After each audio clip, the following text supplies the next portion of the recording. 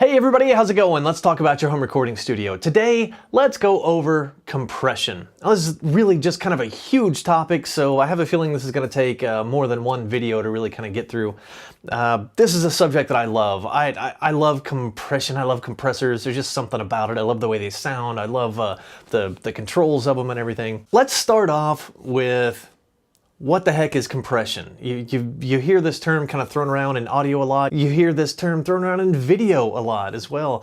It means different things depending on the context. Now, for when you're talking about video compression, audio compression, typically that means taking a large digital file and making it smaller. And that's really not what we're talking about here with compression in kind of an audio engineering kind of capacity. What we mean with that is dynamics compression. That means taking a dynamic signal, and the dynamics of a signal is really the difference between the loud parts and the quiet parts. Maybe you kind of realize that as you're like strumming an acoustic guitar or an electric guitar, there are certain parts, you really kind of dig into it, and you can you look at the waveform in your DAW and you see these kind of big peaks that are much louder than the rest of the signal. And that's the dynamics of a track. Now, compressors don't really necessarily deal with these kind of long-term changes, like a quiet verse versus a loud chorus. Really in that case, if you have guitars or vocals or something that are they're too quiet in this part and they're too loud in this part, I would go more with the concept of automation, of fader automation, gain automation. We'll cover that in a future episode. But compression really deals with dynamics of a signal, these loud and soft parts of a signal that happen at a very, very fast time interval. These little spikes, transients, like from my last episode. These very short-term changes in dynamics in a signal. And a compressor is a great tool to help kind of even things out if that's what you want. If you've played with a compressor, you probably, I don't know, compression is a weird effect when you're just trying to experiment with it for the first time. It's not like a distortion, like you load up a distortion plugin, and it's really obvious. All you turn this knob and it goes, and you turn this knob and it's really quiet, and you turn this knob and it sounds muffled, and you turn it the other way and it sounds really bright, and with a delay, and you turn this knob and it goes bam, bam, bam. You turn it all the way this way and it goes bam, bam, bam, bam, bam, bam, bam. I mean, those are effects that when you play with, and even if you don't know what the parameters really do when you look at it, all you have to do is just start playing with it and turning knobs, and you get an idea pretty quickly of what they do. Now, if you've ever played with a compressor and you're not familiar with it, you probably realize that you can turn a lot of knobs on a compressor and you have no idea what it's really doing. You don't really hear any difference. And that's probably because you don't know yet what you're listening for. Compression can be very subtle. Compression can be very effective, even when it's very subtle. Or it can be very, very aggressive and really squash something. So let's talk a little bit about what is compression. So compression is basically like having a little gremlin that has his hand on the volume knob of a track, or of a signal, or whatever, or a group of tracks, or your master bus, or whatever. He's in charge of very short-term changes in adjusting the volume of that track. So you tell your little compression gremlin, don't let anything get louder than this level, and he listens all the time and has a very fast reaction time. And as soon as a signal level exceeds a certain threshold that you've set, he turns the volume down by some set amount. And as soon as that sound drops back below the threshold, he'll return the volume back to normal. Now, when you're playing with compression, you have several different very common controls that you'll see on compressors. Now, compressors come in a lot of different flavors, a whole lot of different looks and different sounds and everything. And they go all the way from very simple one knob things to very complicated things with so many parameters that, you know, I get lost pretty easily with those. But there is a set of controls that are common to most compressors. I'm not going to say all, but most compressors. So let's go to the whiteboard here and let's go over a few of them. Okay, let's talk about the common controls on a compressor. These things are found on most compressors, not all. But really, the first most important control that you're going to see on a compressor is the threshold. And the threshold is a point, like a signal strength, that you tell it that anytime the signal exceeds this threshold, the compressor is going to spring into action. And threshold is expressed in terms of decibels. Typically, they're a negative value. That can be a little hard to grasp at first, but once you look at the meters on your DAW and look at the meters on your specific track that you have a compressor applied to, then you can kind of get an idea of the relationship between where you set your threshold and how strong that signal is at any given time. So if you think think of a track in your DAW, just one single track here, and maybe at the bottom, you've got your fader, and you've got this meter with all these graduated marks on it, and you see the signal kind of bouncing as it plays, right? Sometimes it's this tall, and sometimes it's this tall, and sometimes it's this tall, and in real time, as you listen to it, as you watch it, you can see this meter bouncing up and down. Well, this meter is generally marked. All these little graduated marks are in decibels, and so generally there'll be like a 0 mark, somewhere in here. And everything below that on the meter is a negative value. So you might see, -5, -10, -20, -40, and maybe even -infinity if there's absolutely 0 signal coming through it. A lot of times you might notice, like, if you just have a live mic that you're not singing into, just the ambient noise and the electrical noise and everything that's picking up, it might hover around -70, -60, maybe -50 dB or so. And then when you actually sing into it, assuming you've got your gain set all right, your preamp volume and everything, you might see that it peaks around about -6 or so, and that most of the time when it's not peaking, it may be riding about -18 or so. That's kind of what we're shooting for, anyways. So we can kind of use these values that we see and get an idea of what we might want to set our threshold to, and that's basically, how much compression are we wanting to apply? How often are we wanting to compress this signal? All right, so another really common one that you see is the ratio. Now, the ratio is an expression of how much compression you want to apply. So let's just kind of draw a quick graph here. And you may see this kind of a graph on some of the compressors that you use. I know the one in Cubase has this, and honestly, it took me forever, actually until about 2 weeks ago, to really understand what this graph was kind of telling me.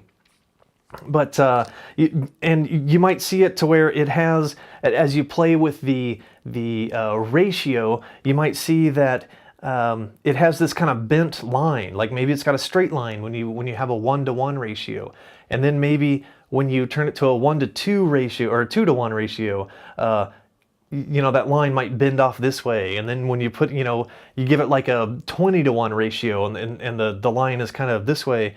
And then you see like a little kind of cursor that kind of dances along this line.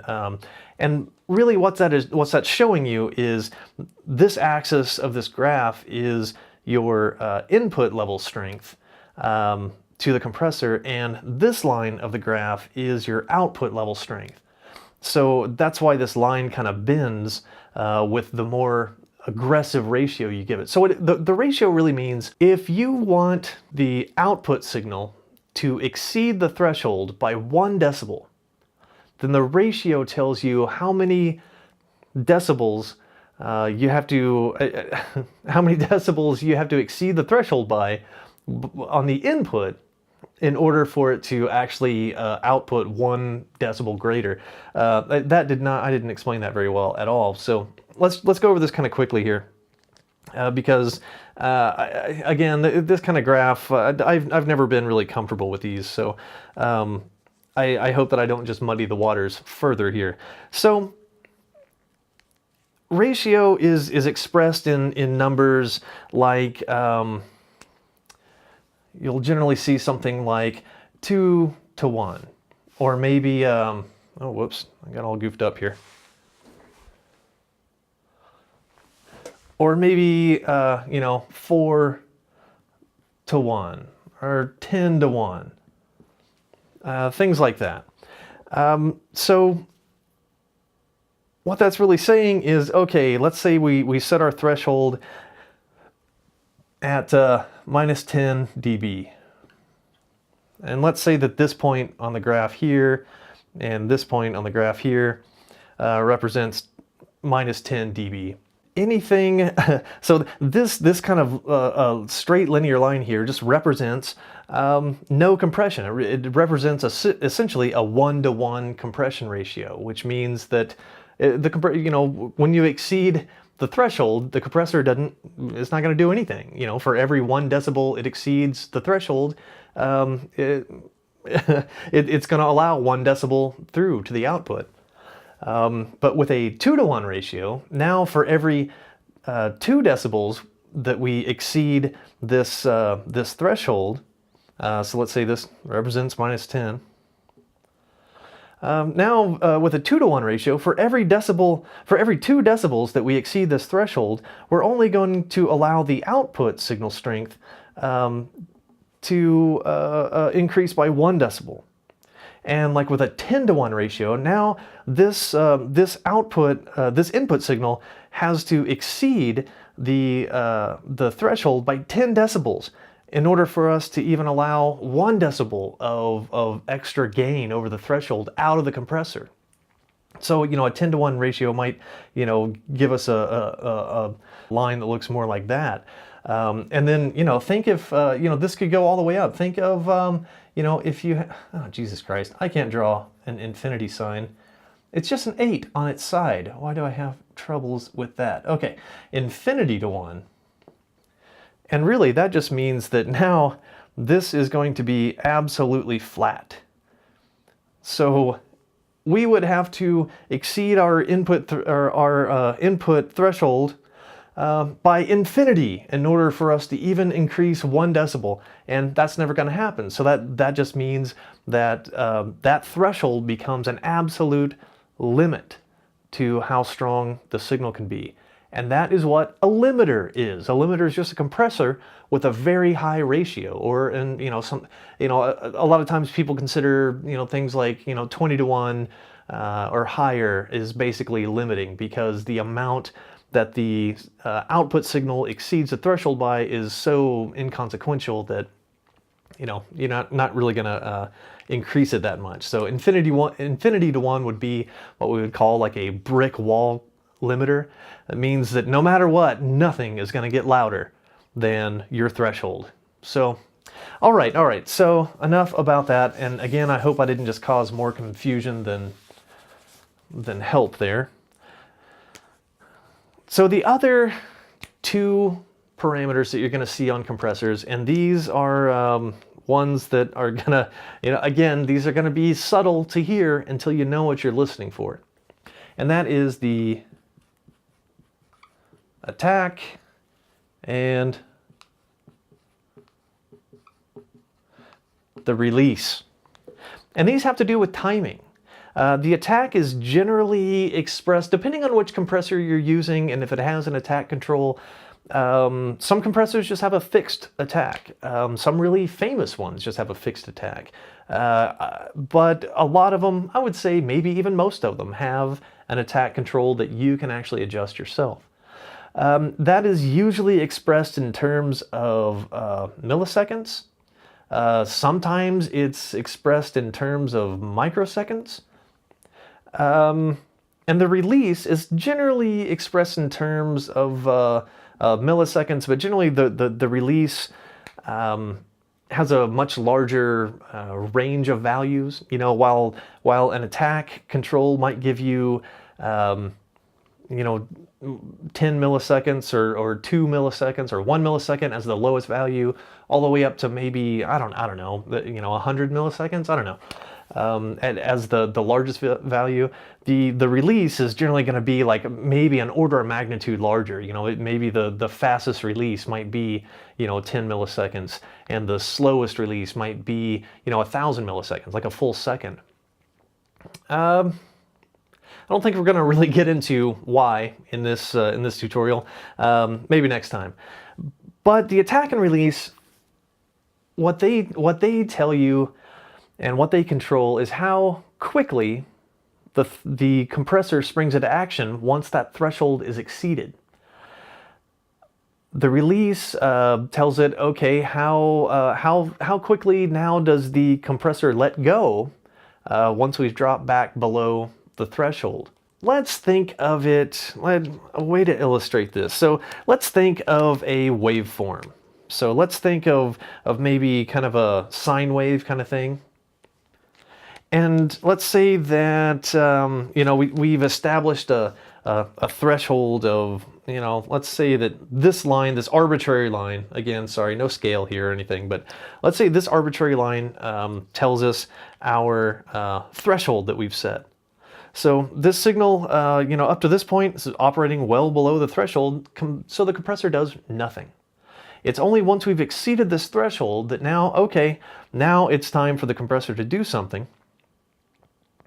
But if we have maybe a slow attack, like let's say maybe our attack is set to, you know, 20 milliseconds or something. I have no scale here, so I have no idea on this graph how long 20 milliseconds is, but let's just say that 20 milliseconds is, you know, about here. So that means that even though this signal has exceeded our threshold, we're not going to do anything until our attack time has elapsed, and then the compressor is going to spring into action and start attenuating the signal.